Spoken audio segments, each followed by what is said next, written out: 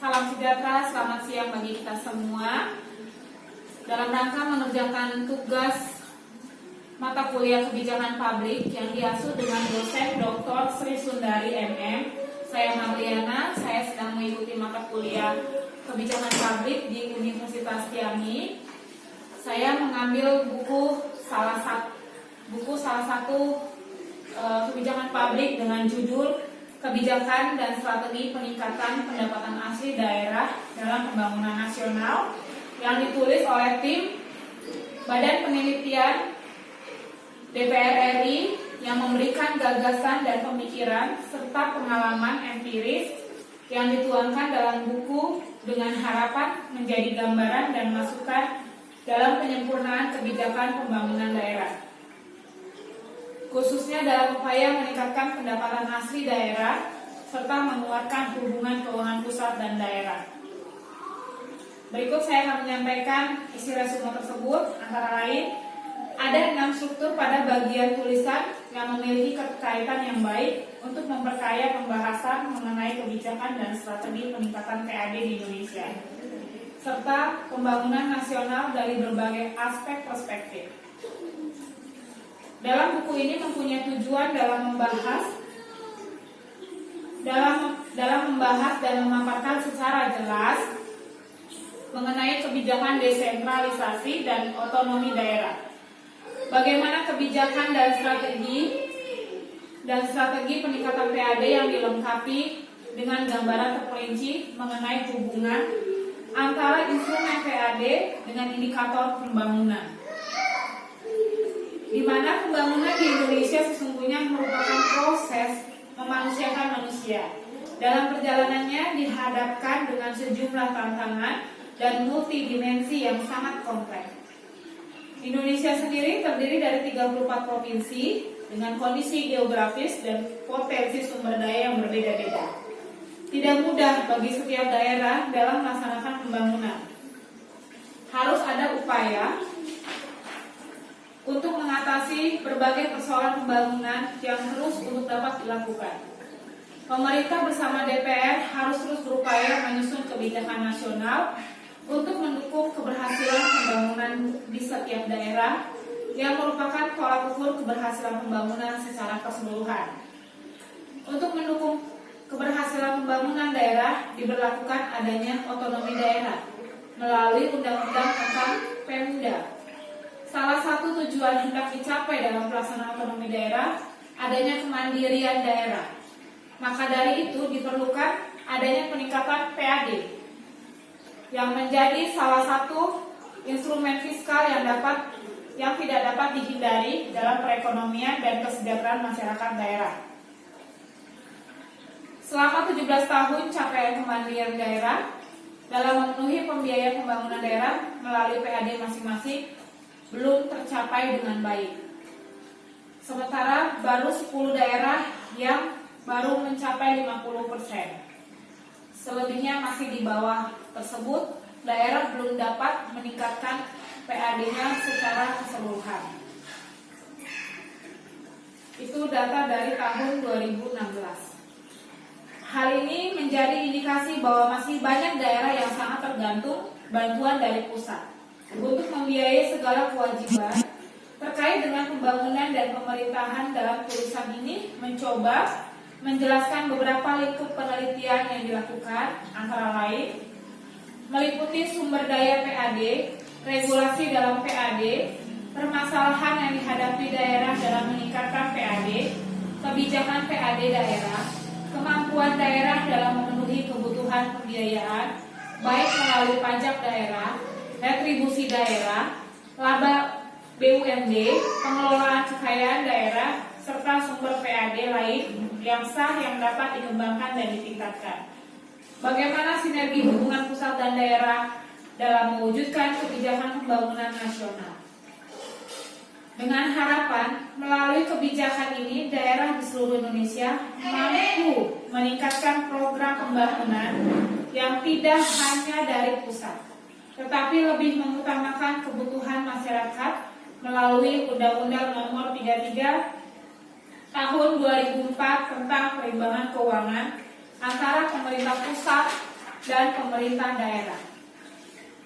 Setiap daerah diberi kewenangan untuk mengelola keuangan yang berasal dari pendapatan asli daerah. Untuk memperkuat hal tersebut, maka lahirlah Undang-Undang Nomor 28 Tahun 2009 tentang pajak daerah dan retribusi daerah, yang bertujuan memberikan kewenangan yang lebih besar kepada daerah, meningkatkan akuntabilitas daerah, dan memberikan kepastian kepada dunia usaha. Dengan dilimpahkannya sebagian besar kewenangan keuangan kepada daerah, maka setiap daerah dapat mendorong peningkatan pendapatan melalui kebijakan dan strategi yang dapat dikembangkan. Tulisan ini juga membahas tentang strategi peningkatan PAD dan tujuan pembangunan, pembangunan regional, perkembangan kewenangan otonomi daerah, hubungan keuangan antara pusat dan daerah, serta perkembangan kebijakan PAD dan perkembangan penerimaan daerah yang dibahas secara metode kualitatif maupun kuantitatif. Serta menjadikan lokasi penelitian ini adalah pemerintahan Kota Bandung dan Tangerang dalam peningkatan PAD. Pembangunan pada hakikatnya adalah upaya mewujudkan tujuan nasional bangsa Indonesia yang maju, mandiri, sejahtera, dan berkeadilan dengan berdasarkan iman dan takwa kepada Tuhan Yang Maha Kuasa. Tujuan nasional tersirat dalam amanat sila kelima, Pancasila, dan alinea keempat, pembukaan Undang-Undang Dasar Negara RI tahun 1945, yaitu melindungi segenap bangsa Indonesia dan seluruh tumpah darah Indonesia, memajukan kesejahteraan umum, mencerdaskan kehidupan bangsa, dan ikut melaksanakan ketertiban dunia yang berdasarkan kemerdekaan, perdamaian abadi, dan keadilan sosial. Adapun nilai-nilai yang terkandung dalam Pancasila dan Undang-Undang NKRI tahun 1945 tersebut telah memberikan landasan pembangunan yang ideal dan rumusan konsep demokrasi dalam pembangunan sesuai lingkungan sosial dan budaya Indonesia. Upaya untuk mencapai tujuan pembangunan tersebut merupakan suatu tantangan besar. Indonesia terbentuk dengan keragaman karakteristik, kondisi geografis, jumlah penduduk, potensi sumber daya, adat istiadat, serta taraf hidup. Hal ini mengharuskan Indonesia untuk memiliki strategi pendekatan pembangunan di setiap daerah yang berbeda-beda sesuai dengan karakteristiknya. Kemampuan keuangan Pemda akan menentukan kapasitas pemerintah daerah dalam menjalankan fungsi-fungsi pemerintahan, yaitu melaksanakan pelayanan publik dan melaksanakan pembangunan untuk meningkatkan pelayanan kepada masyarakat dan memberikan ruang kemandirian bagi daerah. Maka Pemda diberi kewenangan untuk menggali sumber pendapatan daerah sesuai dengan potensi yang dimiliki masing-masing daerah. Hal ini diatur dalam Undang-Undang Nomor 28 Tahun 2009 tentang pajak daerah dan retribusi daerah. Sumber pendapatan daerah berasal dari pajak daerah dan retribusi daerah. Daerah juga diberikan diskresi untuk menerapkan tarif yang sesuai dengan kemampuannya. Pajak dan retribusi daerah harus dilaksanakan berdasarkan prinsip demokrasi, pemetaan, dan keadilan. Peran serta masyarakat dan akuntabilitas dengan memperhatikan potensi daerah. Adanya desentralisasi atau otonomi daerah di Indonesia diamanatkan dalam Undang-Undang NRI tahun 1945 pasal 18 ayat 2 yang menyebutkan bahwa pemerintah daerah, provinsi, kabupaten, dan kota mengatur dan mengurus sendiri urusan pemerintahan menurut asas otonomi dan tugas pembantuan yang diatur dalam Undang-Undang Nomor 23 Tahun 2014 tentang Pemda. Desentralisasi adalah penyerahan urusan pemerintahan oleh pemerintah pusat kepada daerah otonom berdasarkan prinsip dasar penyelenggaraan Pemda berdasarkan hak dan wewenang dan kewajiban daerah otonom untuk mengatur dan mengurus sendiri urusan pemerintahan dan kepentingan masyarakat setempat dalam sistem NKRI. Prinsip-prinsip pembagian wewenang meliputi unitarisme dan federalisme, sentralisasi dan desentralisasi, konsentrasi dan dekonsentrasi. Selanjutnya, kebijakan desentralisasi untuk otonomi daerah pada dasarnya merupakan koreksi terhadap kegagalan sistem sentralisasi dan uniformisasi pemerintah yang selama ini berlaku. Adanya keterbatasan wewenang daerah berdampak pada tumpulnya kreativitas untuk mengembangkan sumber daya alam maupun sumber daya manusia, termasuk upaya pemerintah untuk memperkecil rentang kendali beban-beban rutin dan teknis. Desentralisasi merupakan simbol trust dari pemerintah pusat. Selanjutnya, adapun pokok-pokok otonomi daerah, antara lain, konsep otonomi daerah berkaitan dengan cara pembagian secara vertikal kekuasaan pemerintah. Pasar kerakyatan dalam desentralisasi adalah hak rakyat di daerah untuk menentukan nasibnya sendiri dan mengatur pemerintahan sendiri. Sistem pelayanan publik dan efektif dan efisien adalah prinsip dasar dari desentralisasi. Pemerintahan daerah yang sinergis dengan prinsip good governance adalah pemerintahan daerah yang berkarakter terbuka, kerakyatan, akuntabel, dan partisipatif. Desentralisasi fiskal adalah kebijakan penyesuaian di bidang pengeluaran dan penerimaan untuk memperbaiki keadaan ekonomi. Kebijakan ekonomi diharapkan mengarah pada kondisi perekonomian yang lebih baik dengan jalan mengubah penerimaan dan pengeluaran pemerintah. Kebijakan fiskal dapat diartikan juga sebagai kebijakan penggunaan pajak, pinjaman masyarakat, dan pengeluaran masyarakat oleh pemerintah untuk tujuan stabilitas dan pembangunan. Kebijakan fiskal merupakan sarana untuk menggalakkan pembangunan ekonomi yang bertujuan meningkatkan laju investasi, mendorong investasi optimal secara sosial, meningkatkan kesempatan kerja, meningkatkan stabilitas ekonomi di tengah ketidakstabilan internasional, menanggulangi inflasi, meningkatkan dan mendistribusikan pendapatan nasional. Ada beberapa teori desentralisasi. Secara singkat, desentralisasi fiskal diartikan juga sebagai suatu proses distribusi anggaran dari tingkat pemerintah tertinggi kepada pemerintah yang lebih rendah untuk mendukung fungsi dan tugas pemerintah dan pelayanan publik sesuai dengan banyaknya kewenangan di bidang pemerintahan yang dilimpahkan. Nah, tujuan kebijakan desentralisasi sendiri adalah mendukung kebijakan makronasional yang bersifat strategis, kewenangan pemerintah ke daerah sehingga daerah mengalami proses pemberdayaan yang signifikan.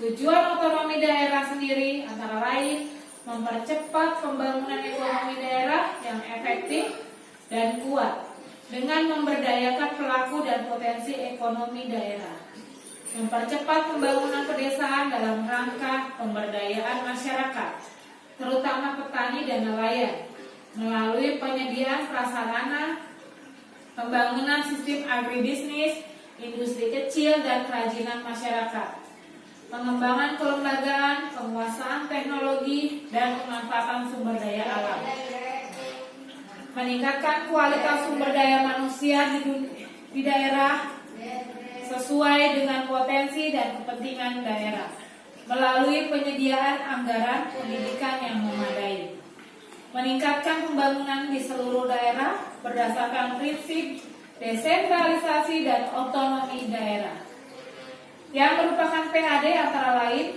hasil penjualan kekayaan daerah yang tidak dipisahkan, jasa giro, pendapatan bunga, keuntungan selisih, nilai tukar rupiah terhadap mata uang asing, komisi, potongan, atau bentuk lain dari penjualan atau pengadaan barang atau jasa oleh pemerintah. Pajak daerah merupakan sumber PAD yang sangat potensial dalam menyumbang SSI penerimaan daerah. Pajak daerah adalah iuran wajib yang dilakukan oleh pribadi atau badan kepala daerah tanpa imbalan langsung yang seimbang yang dapat dipaksakan berdasarkan peraturan perundang-undangan yang berlaku, yang digunakan untuk membiayai penyelenggaraan pemerintahan daerah dan pembangunan daerah. Pajak daerah sebagai salah satu PAD diharapkan menjadi salah satu sumber pembiayaan penyelenggaraan pemerintahan dan pembangunan daerah untuk meningkatkan dan memeratakan kesejahteraan masyarakat.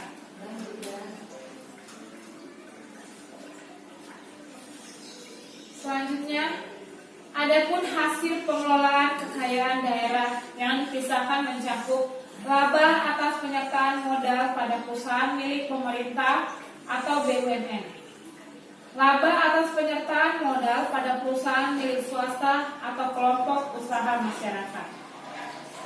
Daerah masih banyak yang belum dapat mengoptimalkan PAD-nya, yang berasal dari retribusi daerah dan jenis retribusinya cukup banyak, sebagaimana diatur dalam Undang-Undang Nomor 28 Tahun 2009 tentang pajak daerah dan retribusi daerah.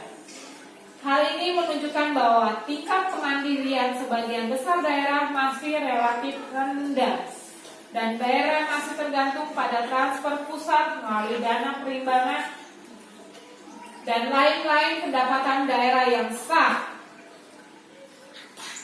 Kendala-kendala dalam peningkatan PAD antara lain kurang berperannya perusahaan daerah sebagai sumber pendapatan daerah, tinggi derajat sentralisasi dalam bidang perpajakan, karena semua jenis pajak yang paling produktif baik pajak langsung maupun tidak langsung ditarik oleh pusat. Kendati pajak daerah cukup beragam, ternyata hanya sedikit yang bisa diandalkan sebagai sumber penerimaan. Alasan politis banyak orang khawatir apabila daerah mempunyai sumber keuangan yang tinggi akan mendorong terjadi disintegrasi dan separatisme dan kelemahan dalam pemberian subsidi pemerintah pusat kepada pemerintah daerah untuk merencanakan pembangunan di daerah.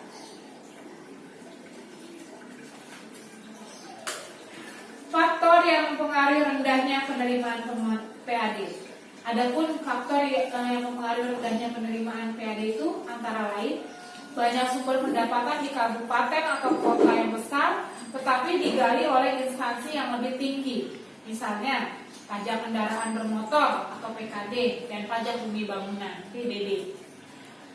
Selanjutnya BUMD, Badan Usaha Milik Daerah, belum banyak memberikan keuntungan kepada Pemda. Kurangnya kesadaran masyarakat dalam membayar pajak, retribusi, dan pungutan lainnya.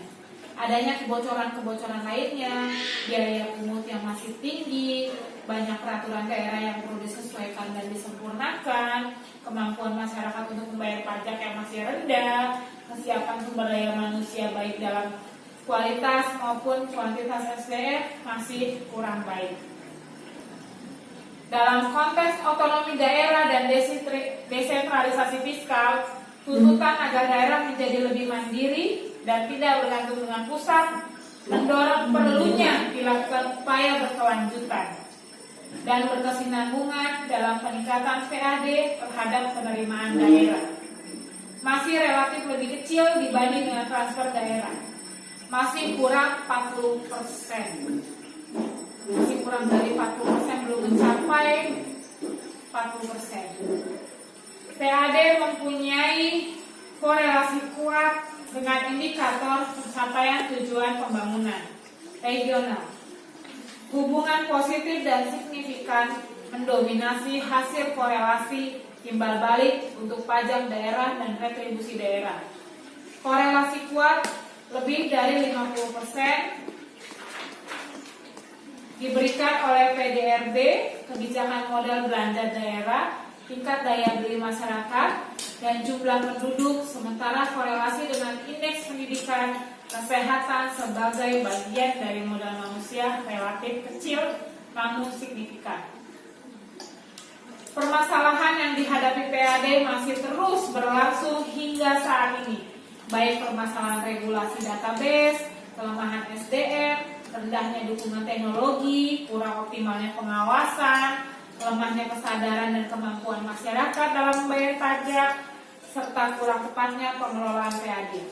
Untuk itu, diperlukan komitmen yang kuat dari semua pihak untuk menjalankan tahapan strategi pengelolaan PAD, mulai dari intensifikasi dan ekstensifikasi pada tahap perencanaan, koordinasi dan konsolidasi, dilaksanakan secara optimalisasi dengan pengawasan. Selanjutnya, dengan anggaran berbasis kinerja kerja, pemerintah daerah perlu didorong untuk bekerja lebih efektif dan efisien dalam mengelola penerimaan daerahnya melalui peningkatan pelayanan dan kesejahteraan masyarakat yang semakin baik. Perbaikan jasa layanan dan peningkatan fasilitas publik akan membuat kesadaran wajib pajak meningkat dan secara langsung mendorong peningkatan kontribusi PAD terhadap APBD. Dengan demikian, sasaran ekonomi untuk menghasilkan daerah yang mandiri dalam mewujudkan tujuan pembangunan regionalnya dalam rangka NKRI dapat tercapai.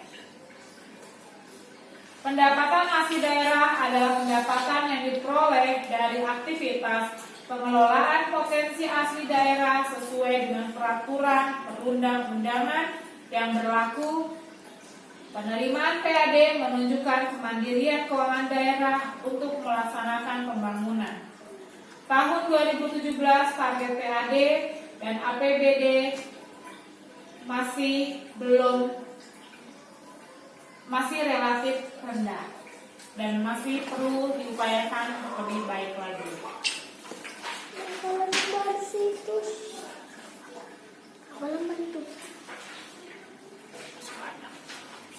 Selanjutnya, pada akhirnya keberhasilan otonomi daerah tidak hanya ditentukan oleh kebijakan, strategi, dan besarnya PAD atau keuangan yang dimiliki oleh daerah, tetapi ada faktor lain yang dapat mempengaruhi keberhasilan daerah tersebut dari pelaksanaan otonomi daerah yang dipengaruhi oleh beberapa faktor, antara lain faktor manusia atau SDM-nya, keuangan, peralatan, dan faktor organisasi dan manajemen. Berdasarkan uraian di atas dapat disimpulkan bahwa daerah harus dapat membuat kebijakan sekaligus strategi yang tepat sesuai dengan kondisi daerahnya. Kondisi daerah masing-masing untuk dapat mengoptimalkan instrumen PAD yang telah diatur oleh undang-undang. Keberhasilan daerah dapat menjadi referensi daerah lain untuk dapat meningkatkan PAD-nya. Keberhasilan tersebut harus didukung dengan sumber daya manusia yang berkualitas, anggaran yang cukup, dan sistem kerja yang efektif dengan menerapkan teknologi informasi yang semakin canggih.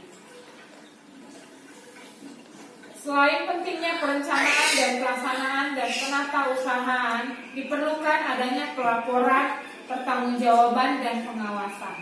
Untuk itu diperlukan komitmen yang kuat dari semua pihak untuk menjalankan tahapan strategis pengelolaan PAD, mulai dari intensifikasi dan ekstensifikasi pada tahap perencanaan, koordinasi dan konsolidasi di pelaksanaan serta optimalisasi pengawasan.